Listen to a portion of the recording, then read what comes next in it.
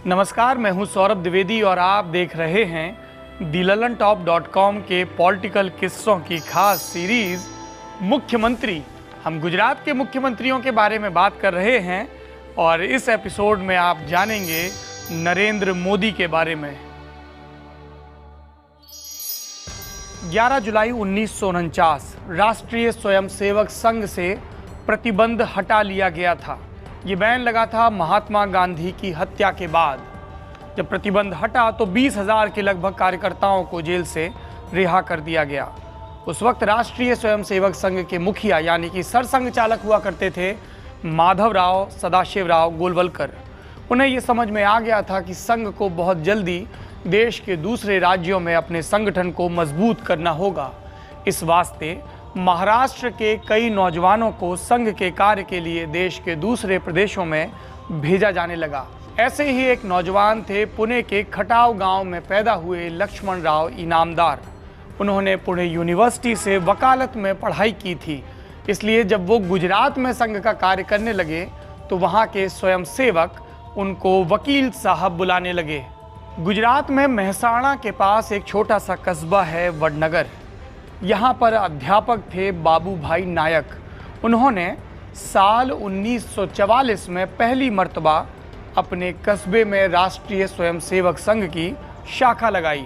1949 में प्रतिबंध हटने के बाद वह इस काम को अनवरत करते रहे। 1958 में प्रांत प्रचारक लक्ष्मण राव इनामदार वडनगर पहुँचे। इस अवसर पर एक विशेष शाखा का आयोजन किया गया। इनामदार को यहाँ पर बाल स्वयंसेवकों को संघ के प्रति निष्ठा की शपथ दिलवानी थी। जब वह यह शपथ दिलवा रहे थे तो दूसरी पंक्ति में मौजूद था एक 8 साल का लड़का जिसका नाम था नरेंद्र दामोदर दास मोदी। 1958 नरेंद्र मोदी के संघ से जुड़ाव का साल था। 6 भाई बहनों में तीसरे नंबर के नरेंद्र, उनके पिता दामोदर दास मोदी वडनगर रेलवे स्टेशन पर चाय की दुकान चलाते थे।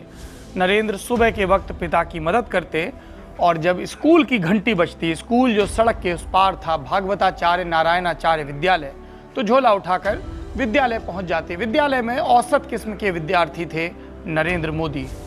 नरेंद्र मोदी की शादी उस वक्त के रिवाज के मुताबिक कम उम्र में हो गई थी। 18 की उम्र में जब गौने की बात चली तब वह घर से गायब हो गए।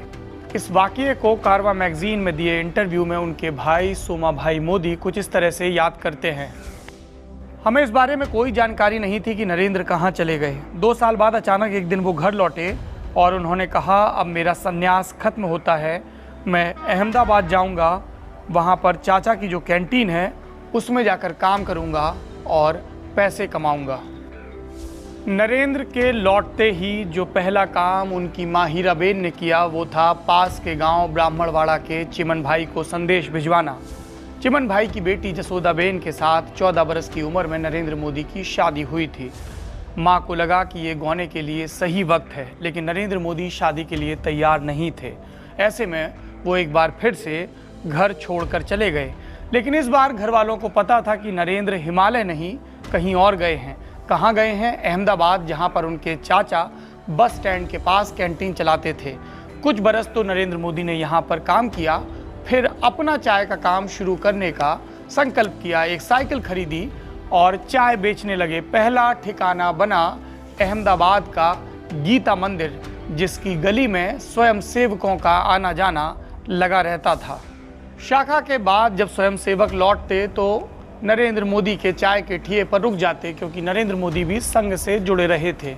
धीमे धीमे इस नौजवान के बारे में प्रांत प्रचारक लक्ष्मण राव इनामदार को पता चला। कुछ महीनों के बाद उन्होंने नरेंद्र मोदी को संघ के मुख्यालय केशव भवन आकर रहने का न्योता दिया। नरेंद्र मोदी इस बारे में कैसे याद करते हैं? मशहूर पत्रकार ए.वी. कामत ने 2009 में उनके ऊपर एक किताब लिखी थी, जिसमें बकौल नरेंद्र मोदी, इनामदार साहब ने मुझे बुलाया, उस वक्त केशव भवन में 10-12 लोग रहा करते थे, मुझे उन सब की जिम्मेदारी दी गई। उन सब के लिए नाश्ता तैयार करना, केशव भवन की सफाई करना, अपने और इनामदार साहब के कपड़े धोना, इसके अलावा दूसरे दफ्तरी काम।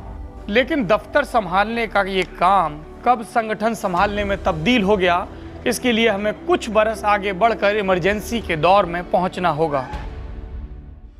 1974 में एलडी कॉलेज में मेस बिल में बढ़ोतरी को लेकर छात्रों का आंदोलन शुरू हुआ, पूरे गुजरात में फैल गया। इसको गुजरात नवनिर्माण आंदोलन कहा गया। चिमन भाई पटेल को इस्तीफा देना पड़ा। 1 साल के बाद चुनाव हुए, विपक्षी दलों का संयुक्त मोर्चा बना, बाबू भाई पटेल मुख्यमंत्री बने। फिर शुरू हुआ इमरजेंसी का दौर, एक ऐसे दौर में जब सारे राज्यों के मुख्यमंत्री, प्रधानमंत्री इंदिरा गांधी और उनके बेटे संजय गांधी के सामने घुटने मोड़कर हुकूमत का हुक्म बजा रहे थे। तब बाबू भाई जसभाई पटेल की गुजरात सरकार इंदिरा विरोधियों की शरणस्थली बनी हुई थी। ऐसे में नरेंद्र मोदी, जो उस वक्त तक अखिल भारतीय विद्यार्थी परिषद का काम देखने लगे थे, उनके कंधों पर भी जिम्मेदारी बढ़ गई थी। उनको क्या काम मिला था? काम ये था कि पूरे देश में अलग अलग भाषाओं में इमरजेंसी के विरोध में प्रचार के पर्चे छपा करते थे। इन पर्चों का ओरिजिनल मजमून एक कुरियर के जरिए गुजरात पहुंचता था। नरेंद्र मोदी की जिम्मेदारी ये थी कि इन पर्चों की कई कॉपीज तैयार हों और फिर वो सुरक्षित अलग अलग राज्यों में जो भूमिगत कार्यकर्ता हैं, इमरजेंसी के विरोध में हैं, अलग अलग पार्टियों से जुड़े हुए हैं, उन तक पहुंच जाए। नरेंद्र मोदी ने इस काम को बखूबी अंजाम दिया। दिसंबर 1976 में बाबू भाई की सरकार गिरी, माधव सिंह की सरकार आई, कुछ महीने चली, फिर इमरजेंसी हटी, चुनाव हुए तो जनता पार्टी का राज आया। ऐसे में संघ ने जब नए सिरे से अपने पदाधिकारियों में जिम्मेदारी बांटी तो नरेंद्र मोदी की जिम्मेदारी बढ़ा दी गई। अब उनको संघ और उसके दूसरे संगठनों के बीच समन्वय का काम दिया जाने लगा। इस दौर में नरेंद्र मोदी सीधे तौर पर सियासत के संपर्क में आए। 1980 में नई पार्टी बन गई भारतीय जनता पार्टी, जनसंघ का नया संस्करण। माधव सिंह सोलंकी का दौर था, खाम का फॉर्मूला था। कांग्रेस सफलता से आगे बढ़ रही थी गुजरात में, लेकिन गुजरात में ही एक आरक्षण विरोधी आंदोलन भी शुरू हो चुका था। ये आंदोलन शुरू तो होता था आरक्षण और सरकार के विरोध के नाम पर, मगर इसका अंत सांप्रदायिक तनाव में होता था। 1982 में ये दौर शुरू हुआ, 1985 और 86 में अपने चरम पर पहुंचा। इसी दौरान अहमदाबाद में जगन्नाथ रथ यात्रा के दौरान भी भारी सांप्रदायिक तनाव देखा गया। कई घटनाएं लगातार हो रही थीं। उधर भारतीय जनता पार्टी थी जो 1984 के लोकसभा चुनाव में 2 सांसदों पर ठिठक गई थी और नए सिरे से अपनी लकीर खींचने की कोशिश कर रही थी। अटल बिहारी वाजपेयी ने शुरुआती भाषण में जिस गांधीवादी समाजवाद का जिक्र किया था, उसके भरोसे रहकर भारतीय जनता पार्टी और उसके परामर्शदाता संगठन संघ को अपनी राह मिलती नजर नहीं आ रही थी। तय ये हुआ कि अब हिंदुत्व की तरफ लौटा जाए। गुजरात भी इसी आदेश का पालन करने के लिए तत्पर था और इस आंदोलन को, इस दिशा को धार देने के लिए संघ ने तय किया कि उसके स्वयंसेवक, उसके प्रचारक नरेंद्र मोदी अब गुजरात में भारतीय जनता पार्टी के संगठन मंत्री होंगे। साल था 1987। तब तक गुजरात में भारतीय जनता पार्टी को उसके 2 कद्दावर नेता चला रहे थे, जिनके नाम थे केशु भाई पटेल और शंकर सिंह वाघेला। नरेंद्र मोदी को जिम्मेदारी दी गई थी इन दोनों को मजबूती देने की, इनका अनुचर बन के रहने की, इनके हाथ मजबूत करने की। और इसके लिए नरेंद्र मोदी ने क्या किया? उन्होंने यात्राओं की शुरुआत करवाई और एक कुशल संगठनकर्ता के रूप में अपना परिचय दिया। नरेंद्र मोदी ने संगठन मंत्री बनते ही सबसे पहले भारतीय जनता पार्टी को प्रस्ताव दिया न्याय यात्रा निकालने का। इसकी रूपरेखा उन्होंने तैयार की और इसको नेतृत्व दिया शंकर सिंह वाघेला और केशु भाई पटेल ने। फिर 1989 के लोकसभा चुनाव से पहले भारतीय जनता पार्टी ने एक बार फिर से गुजरात में एक और रथ यात्रा निकाली। इसका नाम लोक शक्ति रथ यात्रा रखा गया। नतीजा क्या हुआ? भारतीय जनता पार्टी को 26 में से 12 सीटों पर गुजरात में लोकसभा की जीत हासिल हुई। 1984 के चुनाव में यह आंकड़ा महज 1 सीट पर अटका हुआ था। 1989 वीपी सिंह के नेतृत्व में राष्ट्रीय मोर्चा की सरकार, जिसे वाम मोर्चा और भारतीय जनता पार्टी का समर्थन हासिल था। जब वीपी सिंह ने पार्टी के भीतर और बाहर अपने राजनीतिक प्रतिद्वंदियों को किनारे लगाने के लिए, सामाजिक न्याय का मसीहा बनने के लिए मंडल कमीशन की रिपोर्ट को, उनकी संस्तुतियों को लागू करने का फैसला किया, तो इसके काउंटर में भारतीय जनता पार्टी ने कमंडल की राजनीति को तेज किया। तय ये हुआ कि पार्टी के राष्ट्रीय अध्यक्ष लाल कृष्ण आडवाणी सोमनाथ से अयोध्या तक एक रथ यात्रा निकालेंगे। रथ यात्रा 12 सितंबर को सोमनाथ से शुरू होनी थी और 30 अक्टूबर को अयोध्या में खत्म होनी थी। जो गुजरात का फेज था इस रथ यात्रा का, उसकी जिम्मेदारी दी गई संगठन मंत्री नरेंद्र मोदी को। 12 सितंबर से लेके 28 सितंबर जब रथ यात्रा महाराष्ट्र की ठाणे पहुंची, तब तक नरेंद्र मोदी इसके इंचार्ज थे। उन्होंने यात्रा को सफलतापूर्वक अंजाम दिया और इस दौरान कहीं भी सांप्रदायिक तनाव नहीं हुआ। ये सांप्रदायिक तनाव का जिक्र जरूरी है क्योंकि बाद में रथ यात्रा जिन जगहों से गुजरी वहां पर ऐसा देखा गया। नरेंद्र मोदी अपनी पार्टी के आला कमान के सामने इन कोशिशों के चलते अच्छी छवि बना सके थे। आडवाणी की रथ यात्रा को गुजरात में सफलतापूर्वक संचालित करने का फल नरेंद्र मोदी को 2 बरस बाद मिला। 1991 में कश्मीर में अलगाववादी आंदोलन चरम पर था। इसको ध्यान में रखते हुए 1992 में भारतीय जनता पार्टी ने एक और रथ यात्रा निकालने की ठानी। इसकी अगुवाई कर रहे थे उस वक्त के पार्टी के राष्ट्रीय अध्यक्ष मुरली मनोहर जोशी। भारतीय जनता पार्टी ने तय किया था कि वो कन्याकुमारी से कश्मीर तक एक एकता यात्रा निकालेगी जो 16 राज्यों से होकर गुजरेगी और 26 जनवरी के रोज श्रीनगर के लाल चौक पर मुरली मनोहर जोशी तिरंगा फहराकर इस यात्रा को अंजाम देंगे। यात्रा की तैयारियों के सिलसिले में दिसंबर 1991 में नई दिल्ली में भारतीय जनता पार्टी के देश भर के 50 नेताओं को बुलाया गया। नरेंद्र मोदी भी इनमें से एक थे। उनके पिछले अनुभवों को ध्यान में रखते हुए उनको 47 दिनों की इस यात्रा का संयोजक बनाया गया। यात्रा की परिणति 26 जनवरी को तिरंगा फहराने से हुई।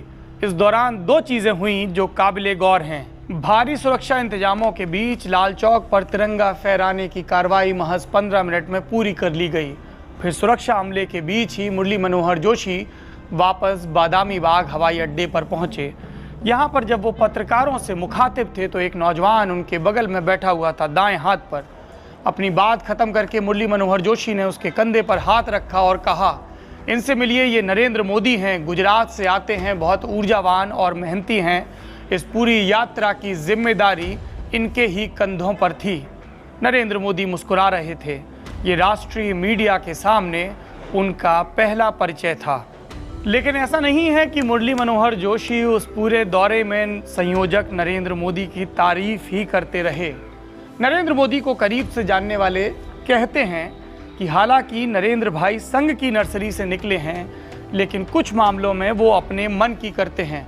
मसलन इस यात्रा के दौरान शाम को जहां पर भी पड़ाव होता था वहां पर सारे कार्यकर्ता नजर आते थे, लेकिन नरेंद्र मोदी कहीं घूमने निकल जाते थे। जब मुरली मनोहर जोशी को इस बात का पता चला तब तक यात्रा कर्नाटक के बेंगलुरु में पहुंच चुकी थी। उनका निर्देश था कि यात्रा खत्म होने के बाद इससे जुड़े सभी कार्यकर्ता और आयोजक एक साथ एक जगह पर बैठकर भोजन करें, लेकिन नरेंद्र मोदी वहां मौजूद नहीं थे। वो वहां के एक युवा पार्टी नेता आनंद कुमार के साथ कहीं घूमने निकल गए थे। जब वो घूमकर वापस लौटे तो मुरली मनोहर जोशी के सामने उनकी पेशी हुई। मुरली मनोहर जोशी ने नरेंद्र मोदी को हड़काया और कहा, आप भले ही इस यात्रा के संयोजक हैं, लेकिन आपको इस नियम से छूट नहीं दी जा सकती। आपको तो दूसरों के सामने आदर्श प्रस्तुत करना चाहिए। मैं इस तरह की लापरवाही को बर्दाश्त नहीं करूंगा।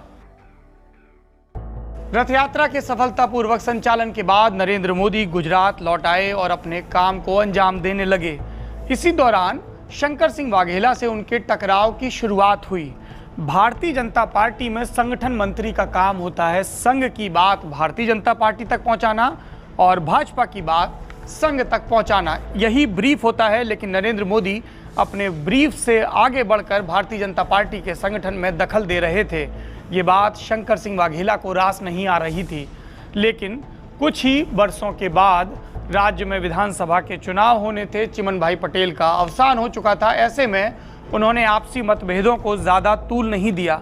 शंकर सिंह वाघेला और केशु भाई पटेल को ये भी लगता था कि अंततः नरेंद्र मोदी उनसे बहुत जूनियर हैं, उनका काम हमारी मदद करना है और वो जब चाहेंगे नरेंद्र मोदी को किनारे लगा देंगे, ऐसा उनका रसूख है, ऐसा उनका मानना था। 1995 में विधानसभा के चुनाव हुए। भारतीय जनता पार्टी ने 182 में 121 सीटें जीती, सत्ता में आई। केशु भाई पटेल मुख्यमंत्री बने। शंकर सिंह वाघेला इस बात से बहुत खुश नहीं थे। उन्हें लगता था कि दावा उनका ज़्यादा मजबूत है। दोनों लोगों को जानने वाले ये कहते हैं कि ये एक दूसरे के पूरक की तरह थे। केशु भाई पटेल 7वीं तक पढ़े थे, शंकर सिंह वाघेला मास्टर्स की पढ़ाई कर चुके थे। शंकर सिंह वाघेला का काम था व्यापारियों से चंदा जुटाना, संगठन की चूल्हे कसना, जबकि केशुभाई पटेल जनता से सीधा संवाद बखूबी स्थापित कर लेते थे। दोनों के बीच रार सरकार बनते ही पैदा हो गई और इस रार को पैदा करने में लोग बताते हैं कि नरेंद्र मोदी का भी खासा योगदान था। खुद शंकर सिंह वाघेला भी कहते हैं कि उन दिनों 3 दफ़ा में से 2 दफ़ा नरेंद्र मोदी केशुभाई पटेल के साथ ही भोजन किया करते थे और इस दौरान वो लगातार मेरे खिलाफ केशु बापा के कान भरा करते थे। उन्होंने ये जमा दिया था, जचा दिया था कि जब तक आप शंकर सिंह वाघेला और उनके लोगों को किनारे नहीं लगाएंगे, सत्ता पर आपकी पकड़ मजबूत नहीं होगी। और इसी के चलते केशुभाई पटेल ने अपने कैबिनेट के गठन में मेरे समर्थक या मेरे पाले में माने जाने वाले विधायकों को दरकिनार कर दिया, उनकी अनुशंसाओं पर नजर नहीं डाली और इसलिए शंकर सिंह वाघेला के मन में खटास पैदा होनी शुरू हो गई। सरकार बनने के 1 बरस के भीतर ही खजुराहो कांड हो गया। अटल बिहारी वाजपेयी की मध्यस्थता के बाद शंकर सिंह वाघेला 3 फॉर्मूलों पर समझौता करने को राजी हो गए। पहला कि केशुभाई पटेल को मुख्यमंत्री के पद से हटाया जाए, दूसरा उनके समर्थक 6 विधायकों को कैबिनेट मंत्री बनाया जाए और तीसरी मांग थी कि नरेंद्र मोदी को गुजरात से बाहर भेजा जाए। ये तीसरी मांग ऐसी थी जिस पर उनके राजनीतिक प्रतिद्वंदी केशुभाई पटेल भी पूरी तरह से सहमत थे। नरेंद्र मोदी को गुजरात से बाहर भेजने के लिए उस वक्त के गुजरात के संघ और विहिप के नेता भी तैयार थे। खुद जो प्रदेश अध्यक्ष थे काशीराम राणा, वो भी इसके लिए उत्सुक नजर आ रहे थे। नरेंद्र मोदी और उनकी कार्यशैली और उनकी महत्वाकांक्षाओं से वाकिफ लोग नहीं चाहते थे कि वो गुजरात की राजनीति में लगातार मजबूत हों। अटल बिहारी वाजपेयी को ये तीनों मांगें माननी पड़ी। उन्हीं के कॉल पर शंकर सिंह वाघेला ने विद्रोह खत्म किया था। नरेंद्र मोदी को ऐसा ना लगे कि उन्हें सजा दी गई, इसलिए उनको केंद्र में एक बड़ी जिम्मेदारी देकर भेजा गया। उन्हें पार्टी का राष्ट्रीय महासचिव बनाया गया और 4 राज्यों का प्रभारी बनाया गया। ये राज्य थे जम्मू कश्मीर, हिमाचल प्रदेश, हरियाणा और चंडीगढ़। कहने को नरेंद्र मोदी का प्रमोशन हुआ था, लेकिन वो जानते थे कि वो इस सियासी लड़ाई में अपने विरोधियों से हार गए हैं। उन्हें ये भी पता था कि हार के बाद जीत होती है और इस जीत की तैयारियों के लिए नींव भरने का काम उन्होंने महासचिव रहते हुए दिल्ली में बखूबी किया। मुख्यमंत्री thelalantop.com के पॉलिटिकल किस्सों की खास सीरीज, जिसके अगले एपिसोड में हम आपको बताएंगे कि वो क्या काम थे जिनको अंजाम देकर नरेंद्र मोदी ने अपनी गुजरात वापसी सुनिश्चित करवाई, सिर्फ संगठनकर्ता के तौर पर नहीं, मुख्यमंत्री के तौर पर। अगर आपको हमारी ये सीरीज मुख्यमंत्री पसंद आ रही है तो आप इसे लाइक करें, शेयर करें और दोस्तों को भी इसके बारे में ज़रूर बताएं। फेसबुक पे जो ये वीडियो देख रहे हैं वो दी ललन टॉप के पेज को लाइक करना ना भूलें। जो यूट्यूब पर देख रहे हैं वो दी ललन टॉप के चैनल को सब्सक्राइब ज़रूर करें। शुक्रिया। दी ललन टॉप के वीडियोस देखने के लिए हमारे चैनल को सब्सक्राइब करें और नोटिफिकेशंस पाने के लिए बेल आइकन को प्रेस करें।